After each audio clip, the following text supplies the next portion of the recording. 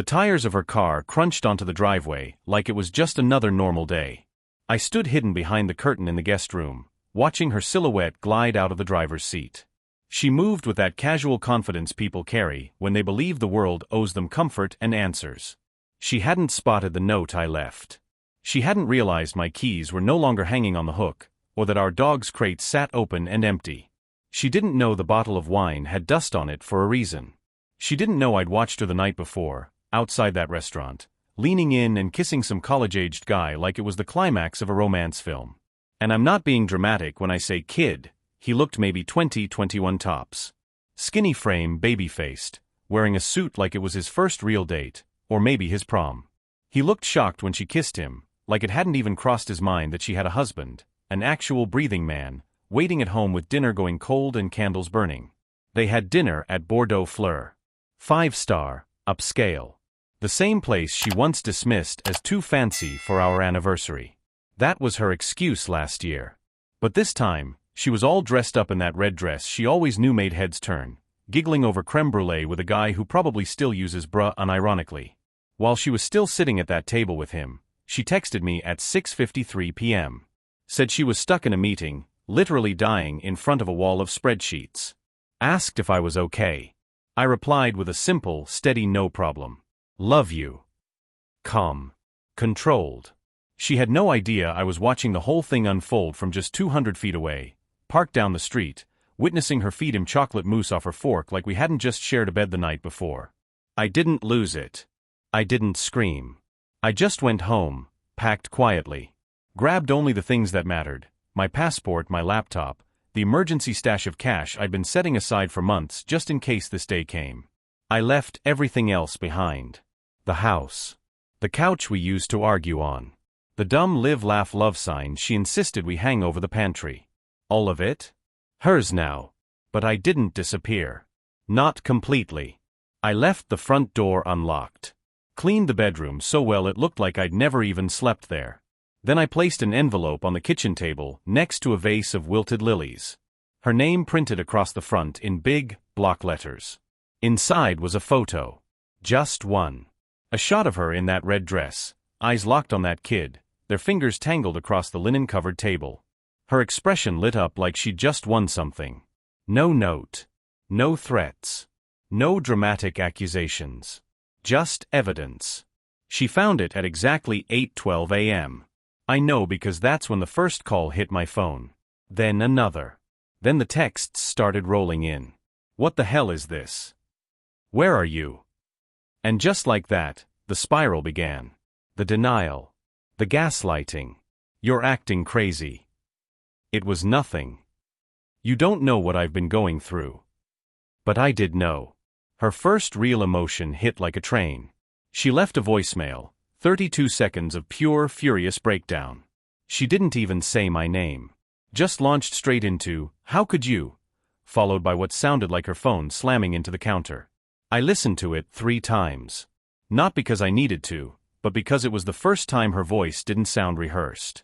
Her name wasn't Heather anymore. I'll call her Jessica. Jessica wasn't the type to be left. She was always the one in control. Always 3 steps ahead, always twisting things mid-argument so I'd end up the one apologizing. And for so long, I'd let her. But not this time. This time, I gave her nothing but silence. By noon, she'd found the AirTag I'd tucked under her car's back seat. She sent me a picture of it with one word, seriously. Yeah. Seriously. You don't get to gaslight someone for half a year and then be shocked when they check the receipts. You don't get to say you're just exhausted lately when I find perfume on a hoodie that doesn't belong to me. You don't get to start showering at 11 p.m. on random work nights and expect me to believe you're just stressed. I was tired too. Tired of pretending I didn't see it happening. Tired of the way she pulled away when I touched her shoulder. Tired of the way she locked her phone the second she caught me glancing. Tired of hearing "We're fine, babe. Why would you even ask?" when everything inside me screamed we weren't. Love doesn't vanish in one grand explosion. It fades away, drip by drip. And I watched her fade. Watched her vanish. Until seeing her with that guy didn't even feel like betrayal anymore. It felt like confirmation. That night, after she ran out of ways to scream through the screen, Texts, calls, even a desperate Facebook message. I finally texted back. Just one line, "You have 24 hours to come clean, or I will." She didn't wait long. 5 minutes later, my phone buzzed. "I don't know what you think you saw, but this isn't the way to handle it."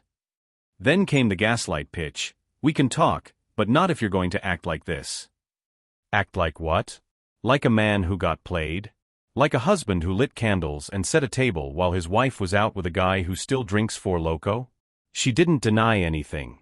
Not really. She deflected. Redirected. Tried just hard enough to make it seem like maybe I had some blame in all this. Classic Jessica. But this time, I'd come armed with more than just instincts and doubt. I sent her another picture. This one was even closer, more damning. Not from my phone this time. It came from the private investigator I'd hired a few weeks earlier when my gut wouldn't shut up. The photo showed Jessica walking hand in hand with that same kid, let's call him Brandon, strolling out of a little bookstore 2 towns over. No work emergency that day either. Just another lie wrapped in a different excuse. She didn't respond right away. Minutes went by. Then hours. And finally, at 3:41 a.m., she broke. Her message popped up on my screen, and I'll never forget it. She wrote, "Fine, I messed up. But it wasn't like that. You left without giving me a chance to explain. Are you really going to throw everything away over one mistake?" That line, one mistake, burned itself into my brain. I sat there staring at my phone until the screen dimmed, because that's when I truly got it. She still thought she had the power to spin this. Like I was just a side character in her story she could rewrite whenever it suited her. But I wasn't some lost chapter anymore. I was the ending. By morning, she was at my sister's place. I still don't know how she figured out I was there. Maybe she remembered I crashed there once after a massive fight we had years ago, back when she sent a harmless 1 a.m. text to her ex and I was still clinging to the idea that people deserved second chances. I stood behind the curtain again, watching her all over. Same red dress, only this time it was wrinkled, like she'd pulled it off the floor without thinking. Maybe she didn't sleep. Or maybe she did, right next to Brandon. Maybe it only hit her when she came home to an empty house. She pounded on the door like I owed her something. Laura, my sister, opened it. Jessica didn't even glance at her. Just snapped, "Where is he?" Like I was the one who'd done something wrong. Laura didn't say a word. Just stepped aside and let her see me, standing at the foot of the stairs, arms crossed, expression flat. Nothing left in my face but distance. The second Jessica saw me, her whole act shifted. Her shoulders slumped, her lips started to tremble. She actually reached for me. "I'm sorry," she whispered. I panicked. "You just left and I..." "No," I cut her off firm. "You don't get to drive this anymore." She blinked, clearly thrown off. That was the first real crack in her armor. She expected rage, not ice. I gave Laura a nod, and she handed me the black folder I had ready. Inside were 20 printed photos, all time-stamped and labeled. Her car. Brandon's place. The cheap motel. The bookstore. The gym. All different days. All different lies. All the same truth. I didn't want to believe it, I told her. But you kept feeding me the same garbage. You're imagining things. You're just being paranoid. So I started looking. And you know what's funny, Jess? My imagination's nowhere near as wild as your reality. She didn't even glance at the photos. Instead, she launched into the same rehearsed script I'd heard versions of 100 times during our marriage. "I didn't mean to hurt you. It just got complicated. He made me feel." I raised my hand. Don't even start with that, "he made you feel crap." Own it." Her jaw tightened. I took a step closer. "You were hooking up with someone half your age. On our anniversary, you told me you were knee-deep in spreadsheets while you were out there spoon-feeding creme brulee to a dude who still uses his mom's Netflix account." The tears came right on cue, like she was on stage. "You don't understand what it's been like," she said. "I felt invisible. We barely touch anymore. You work so much. You never really see me." That little speech? She'd used versions of it before, tossed like a grenade, hoping guilt would stick to me instead. But I wasn't that guy anymore. You started fading the moment someone else looked at you like you were shiny, I said. So yeah, blame me if you want. But do it somewhere else. I'm done being the villain in your rewrite. She staggered back like I'd slapped her. And then, finally, the mask slipped. Her expression turned sharp, hard. Oh please, she snapped. You think you're some kind of hero? Walking out doesn't make you noble. Marriages go through phases. You can't handle a bump, so you run. A bump. I laughed, but there was no humor in it. You call cheating for months a bump? She folded her arms tight across her chest. I made a mistake. You're blowing it up like I killed someone. And there it was. No remorse. No regret. Just fury that she got caught. Rage that she lost the upper hand. Disgust that I wasn't falling into the role of heartbroken, desperate husband. So I handed her one last thing, a plain white envelope. Inside was a draft divorce agreement. Assets divided evenly. House to her. Dog to me. No fault clause. Simple. Final. She looked at it like it was toxic. You're really doing this? She asked, her voice cold. I met her eyes and said the one thing she never expected to hear from me. I'm doing what you never had the guts to do. I'm choosing me. And then I closed the door. She didn't leave right away. I watched through the peephole as she stood frozen, gripping that envelope like it might change if she stared hard enough. Her hands clenched and unclenched. She scanned the paper like she could erase the truth just by wishing it away. Then she stormed back to her car, slammed the door, and just sat there. Engine off. 10 minutes passed. Maybe she was waiting for me to come chasing after her like I used to. To fold. To cave. One more time. But I didn't move. I went to the kitchen, sat down, and poured myself a coffee. Laura stood across from me, arms crossed, watching through the front window. You good? She asked. I nodded. But honestly, I wasn't sure. Because sometimes the first breath after the storm is the hardest one to take. You good? Laura asked me from across the table. I nodded, even though the truth was, I didn't really know. There's a weird kind of silence that creeps in when everything suddenly becomes crystal clear. Like your mind's been running so fast for so long, it doesn't quite know how to stop.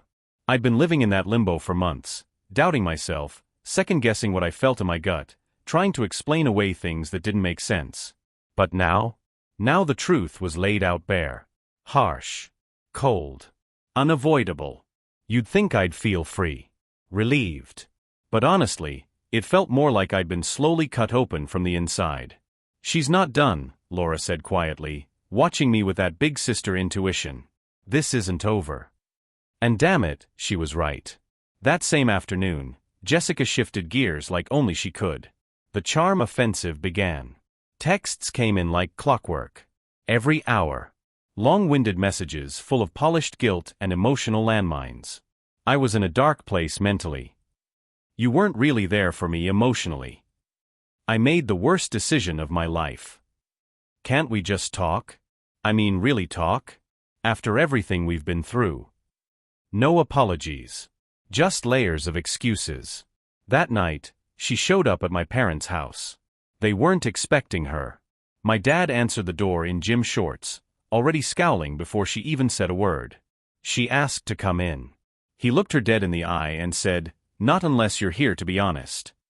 She turned and walked away without saying a word. But the real shift came 2 days later. That's when I got my first taste of what she's really like when she loses control. An email. From her lawyer. Yeah, hers. It accused me of abandoning the marriage. Demanded control over our joint accounts. And threatened to seek alimony. I actually laughed out loud reading it. Not because it was funny, but because it was textbook Jessica. When her tears and charm couldn't win, she went for the throat. Burn it down. Rewrite the narrative. Make me the villain. And yeah, it hurt. But not because of the money. Not because of the legal drama. It hurt because I used to know her. The version of her who danced barefoot in our kitchen. Who made pancakes in my old college t-shirt. Who laughed so loud it shook the walls. That version? That woman I married? She was gone. Replaced by someone I didn't recognize. I called my lawyer the next morning. Told him everything. Sent him the photos, the texts, the call logs. He paused, then said, "Sounds like you've been collecting this for a while." "I had to," I told him. "Because I knew who I was dealing with." And then, I waited. Because Jessica? She wasn't done yet. Not by a long shot. By the end of the week, she'd turned our mutual friends into weapons. The texts started rolling in. People we used to double date with. Friends who'd stood next to us on our wedding day. All of them with the same kind of passive-aggressive undertone. "Hey, Jess says she really regrets what happened. Said she made a mistake, but that you just disappeared. That doesn't sound like you, man." Or worse. "Look, I'm not picking sides. But she said you didn't even try counseling before bailing." She knew exactly who to go after first. People who didn't know the whole story. People who were more likely to lead with sympathy than curiosity. She painted herself as the abandoned wife, trying to fix a broken marriage, while I became the cold, immature guy who stormed off over one little slip. One friend even said, "Bro, everyone messes up sometimes. It's not like she killed anyone." No. She didn't kill anyone.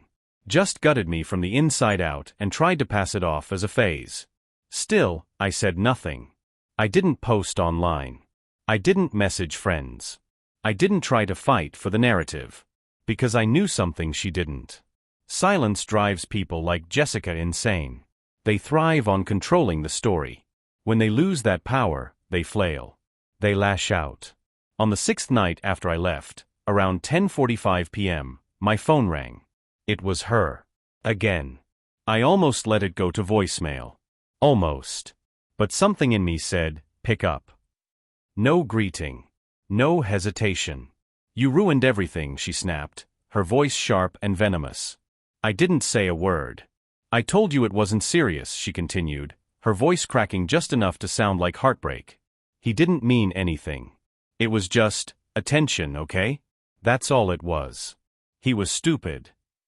There it was. The same guy she kissed like a teenager in a Nicholas Sparks movie? Reduced to a dumb mistake the moment she realized she couldn't spin it anymore. Then why lie about him for 6 months? I asked, calm and quiet. Static. "Because I knew you'd make it into this," she hissed. "You always blow things up. You love being the victim." I got up and walked to the window. Stared out at the street beyond my sister's place. Somewhere out there was the woman I gave everything to, and now all I could see was smoke where something solid used to be. "Is this really who you are now?" I asked. "You're pathetic," she spit back. "You were boring. We were dead for months. You really think flowers and dinner fix that? You think just being there counts?" I didn't argue. Didn't plead. I just let it sit. "Thanks," I finally said. "Thanks for confirming everything." Then I hung up. She called back. I let it ring. Then came the text. "You'll regret this." I hope she was worth it. I didn't even know who she was supposed to be. Maybe Jessica had to invent another woman in her head, someone to project her guilt onto. Someone to blame. Someone to balance out her story. But there wasn't anyone else. Just me. Standing there, alone. Holding the shattered pieces of something I once thought was forever. I stood there, holding the ashes of something I used to think was unbreakable. A marriage I'd believed would last a lifetime. And finally, I'd stopped trying to breathe life back into it. The divorce filing went through on a Tuesday. The sky was a heavy gray, light rain falling just soft enough to feel like the world was mourning something I couldn't cry over anymore. My attorney, Jim, quiet guy with a poker face and a razor-sharp mind, slid the file across his desk and said, "We'll serve her today. You don't need to be there." I just nodded. Good. Jessica's lawyer had already started playing games, dragging things out with pointless edits and minor word tweaks that meant nothing but bought her time. She wasn't trying to save the marriage. She was trying to win the breakup. 2 hours later, the mask came off. She showed up again. Laura's house. No knock this time. She just stood in the driveway, umbrella in one hand, sunglasses hiding whatever expression she had left, and yelled up at the house like a woman on the edge. "Really? You're just gonna hide now? You're not even man enough to tell me it's over face to face." I stepped out onto the porch. Rain clung to my shirt. I didn't raise my voice. I told you, I said calmly. You just didn't want to hear it. She stormed toward me, close enough that I could see her mascara had started to run beneath those glasses. She fumbled with the umbrella, trying to tuck it under her arm, but it flipped inside out. For a second, she just stood there, soaked, unsteady, fuming. You don't get to decide this on your own, she barked. Marriage is a two-way street. I almost laughed. Yeah? Now it is. She yanked off the sunglasses.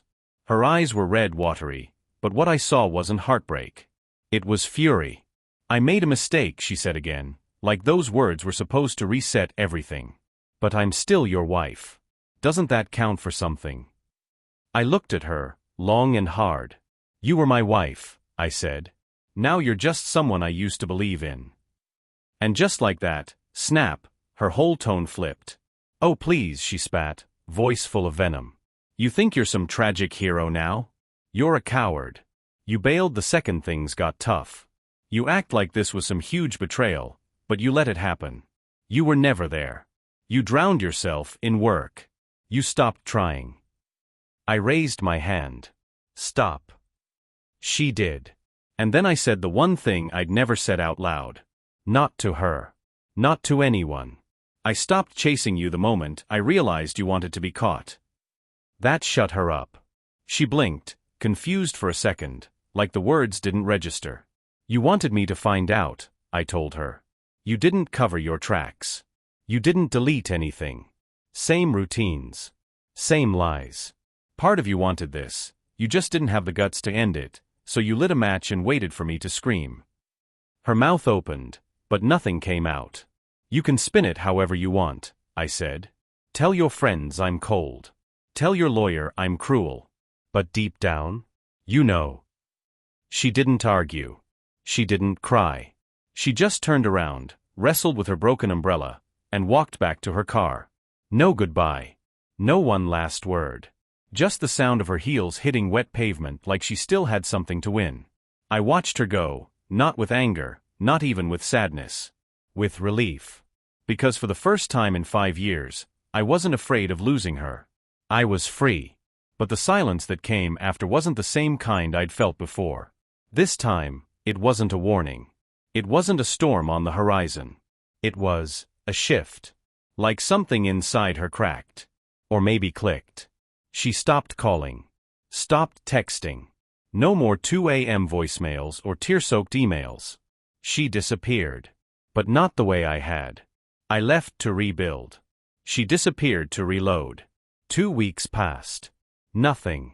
Then one morning, I walked into work to find the HR director waiting at my desk. We got an anonymous tip, she said, barely looking me in the eye. Screenshots. Alleged inappropriate conduct. Messages supposedly from you. I didn't need to ask who sent them. Didn't even need to see them. I knew I hadn't messaged anyone inappropriately. But I also knew Jessica once had access to my passwords. Years ago. She probably remembered enough to fake something decent. Enough to stir up trouble.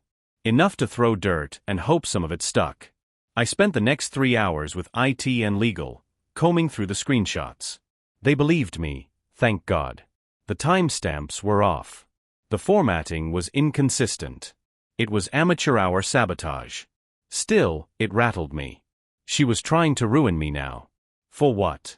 Control? Revenge? Ego? Probably all of it. I called Jim immediately. Told him everything. He was quiet for a beat, then said, "She's trying to provoke you. Don't let her." "She's going to hurt someone," I said. "But it's not going to be me." The next day, Jim filed a cease and desist. We also amended the divorce terms, added a harassment clause. After that, her lawyer went radio silent. Maybe he realized how thin the ice was getting. That night, I went back to the apartment I'd rented. It was still mostly empty. Just a mattress on the floor, a few boxes of books I hadn't unpacked. I sat in the dark, holding a photo of us from 2 years ago. A hiking trip in Asheville. Her arms around my neck. Her cheeks pink from the cold. Her eyes full of life. Back then, I thought that moment was what love was supposed to feel like. Now? I couldn't even tell if that version of her was ever real, or just a really good performance. Then came the knock on the door. I froze. Didn't move at first. Then I slowly crossed the room and checked the peephole. It wasn't Jessica. It was Brandon. Yeah, the kid. And he looked rough. Hollowed out. Cheeks sunken, eyes glassy. Like reality had smacked him hard and kept swinging. Like whatever fantasy he'd been living had finally run out of air. I opened the door but didn't say anything. She told me you were violent, he said, almost whispering. Said she left because you scared her. I just stared. You believe that? I asked. He looked down at the floor. I did. For a while. I leaned against the frame. So why are you here now? He hesitated, shifting awkwardly. Because she's not who I thought she was. And I thought you should know. I let out a dry, tired laugh. I already do. He looked like he wanted to keep talking. Maybe apologize. Maybe ask for some kind of peace.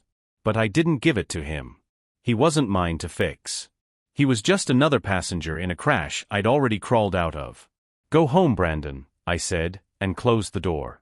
And on the other side, I felt something I hadn't in months. Closure. Not the kind you see in movies. Not the dramatic, perfect wrap-up where you burn old photos and ride off into the sunset. No. This one was heavier. Messier. Real. But it let me breathe again. The divorce papers came back signed. No notes. No drama. No last-minute rants scrawled in the margins. Just Jessica's signature, neat and cold. Same handwriting she used to sign birthday cards when we were fighting. Controlled, emotionless, like she wasn't going to let feelings mess up the pen strokes. Jim, my lawyer, called when he got the file. It's done, he said. All that's left is the court stamp. I thanked him, then just sat there, staring at the confirmation email. 5 years of marriage. Gone. Digitized. Dissolved in quiet legal language. No apology that mattered. No Rayall goodbye. Just surrender on paper. But even that wasn't the end. Because when people like Jessica lose control of you, they try to control whatever's left. Your story. 2 days after she got the final documents, a post showed up on Facebook. Public. Carefully worded. No one prepares you for what it feels like to be lied to, discarded, and blamed for trying to find happiness, she wrote. I made mistakes, I own that. But I also know what I endured behind closed doors. Silence protects no one, especially not women. No names. No tags. But it didn't need them. The implication was loud enough to shatter glass. She wanted the world to see me as the abuser. She wanted to flip her affair into a cry for help. To twist her betrayal into a survival story. And the internet? It ate it up. You're so brave. Men always flip the script. If he made you feel unsafe, you absolutely did the right thing. She'd done it. She hadn't just erased what happened, she replaced it. Rewrote herself from unfaithful wife to empowered survivor. It was brilliant. Disgusting. Infuriating. I took screenshots. Sent them to Jim. He texted back 3 words, let it rot. And honestly, I wanted to fight it. Wanted to post receipts. Share the photos, the texts, the timelines. Let the whole internet see the truth, timestamp by timestamp. But then I remembered something Laura told me during one of those nights when everything still felt like smoke. You don't have to burn every lie to the ground. Just keep living in truth. So I logged off Facebook for good. Let her stage her little theater. Let her perform. Let her spin her version. It didn't matter anymore. Because I didn't need to win the argument. I'd already won the war by walking away. But life's funny sometimes. Just when I thought the door was finally sealed shut, someone knocked on it again, from the past. Jessica's sister. Melanie. We hadn't spoken in years. She was the blunt one in the family. The only one who ever had the guts to tell Jessica to her face when she was being awful. Her message popped up out of nowhere. Hey. I know this is random, but we need to talk. It's about Jessica. There's something you should know. And just like that, a door I thought I'd welded shut creaked open again. We met at a little diner on the edge of town. The kind with sticky menus and coffee that tastes like decisions you regret later. She was already there when I walked in, sipping black coffee, hoodie pulled up like armor. "Thanks for coming," she said, sliding into the booth across from me. I sat down across from her, heart pounding slow and heavy in my chest. I didn't know what I was expecting. Maybe that Jessica was sick. Or something happened to Brandon. Or maybe just another olive branch from someone caught in the middle. But what Melanie said. I wasn't ready for it. "She's not done," she told me. Her voice was steady, but her eyes said she was exhausted. I froze. "What kind of not done?" I asked. Melanie sighed and rubbed her temple. "She's been staying with our cousin in Raleigh the past few weeks. Didn't tell anyone. Just vanished. But a few nights ago, she got drunk and started ranting about how you humiliated her. About how she's going to remind everyone who the real villain is." My stomach tightened. "She's going to file a false claim," Melanie said. "She's going to say you emotionally manipulated her. That the affair was her way of escaping your control. That you isolated her. Gaslit her. She's rewriting the whole damn thing." I sat there, stunned. Staring at the woman who used to be my sister-in-law, wondering how someone could fall that far. "She thinks I'm still on her side," Melanie added. I didn't correct her. I just listened. And then something inside me clicked. Jessica wasn't trying to move on. She wasn't trying to heal. She was building a platform. Not to recover. To destroy. I leaned back in the booth, stomach turning into knots. "She told you all that?" I asked. "She thinks I'm still on her side," Melanie said quietly. I didn't correct her. Then she dropped the real bomb. "She's going public. Blogs. Maybe interviews. She's already talking to some advocacy group. She wants to make you the face of her recovery arc. Whether it's true or not. She doesn't care. This is performance now." I felt my rage climb again, hot, sharp, but beneath it, a kind of numbness. Tired. Hollow. "She's broken," Melanie added. "But not the kind you feel sorry for. The kind that's really good at making other people look like the ones who did the damage." I nodded, slow and heavy. "She's always been like this." "Yeah," Melanie said. "But this? This is next level. I thought you deserved a heads up." I paid for her coffee. We didn't hug. No tears. Just two people who'd survived the same storm, each in our own way. Back in my car, I stared at my reflection in the rearview mirror. Not angry. Not scared. Just done. I called Jim the second I got home. "I want a protective clause," I told him. "Reputation defense. Public defamation. Whatever we can add, do it. I don't care if it gets messy." Jim sighed. "You really think she'll go that far?" "I know she will." That night, for the first time, I started documenting everything. Not for revenge. Not to post. But to own it. Date by date. Name by name. Screenshot by screenshot. Because if she wanted to wage war with stories, I wasn't going to swing in the dark. I was going to come armed with the truth. And sure enough, 2 weeks later, it dropped. A blog post. Carefully worded. Shared through one of those empowerment platforms that wrap trauma in soft colors and curated hashtags. No names. No locations. But the story? It was ours. Twisted. Exaggerated. Rewritten. She claimed she'd been trapped in a loveless marriage. Controlled through silence. Manipulated by kindness that felt like a leash. That she made one mistake, and I vanished like punishment. That I gaslighted her. Smeared her. Threatened her. She closed it with a Maya Angelou quote. Classic Jessica. It didn't go viral. But it didn't have to. Mutuals started sharing it. Quiet whispers filled the edges of my life again. Some men don't leave bruises. Just because he's calm doesn't mean he's kind. People like him always spin it first. Folks who hadn't messaged me in years suddenly thought they knew my soul. And still, I said nothing. Because I had everything. Not just receipts. Not just timelines. But peace. The kind that doesn't need to scream to be heard. The kind that lets lies collapse on their own. I never posted my side. Never commented. Never corrected her. I let the performance crumble. And it did. Slowly. Quietly. One by one, people started reaching out privately. Wait, didn't she cheat? I thought she got served first. Her sister said something different. That story doesn't really add up. And just like that, the fog lifted. Not for everyone. But enough. And then one day silence. No more lies. No cryptic posts. No slander from her friends. She just stopped.